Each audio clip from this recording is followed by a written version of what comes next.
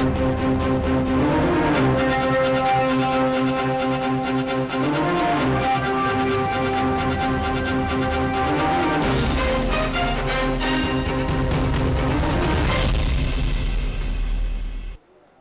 मी नैना. मी मराठीच्या 6:30च्या बातमीपत्रात आपलं स्वागत. सुरुवातीला ऐकणार सर आतापर्यंतच्या ठळक घडामोडींवर. मुंबईतील जुन्या टॅक्स्यांचे परमिट रद्द करण्याच्या राज्य सरकारच्या निर्णयामुळे मुंबईतील हजारो टॅक्सीवाल्यांचे रोजगार हिरावले जाणार आहेत. शिवसेनेच्या वतीने आज मुंबईत या टॅक्सीवाल्यांना कमी आणि सुलभ व्याजात 100 टॅक्स्या देण्यात आल्या. पुढच्या आठवड्यापर्यंत 200 टॅक्स्या देण्यात येतील असं आश्वासन आमदार दीपक सावंत यांनी दिलं.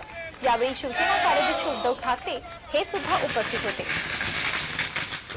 याच्या मागची भूमिका अशी आहे की मुंबई आणि टॅक्सी याचं फार जुनं नातं आहे आणि हे नातं जोपासलं आहे शिवसेनेने सुद्धा.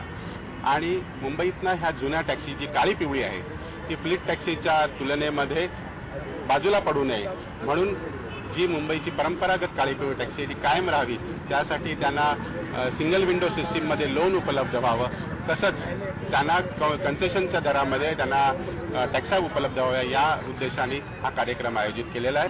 याचबरोबर हे बातमीपत्र संपलं. पुन्हा भेटूया 10:30च्या बातमीपत्रात. नमस्कार.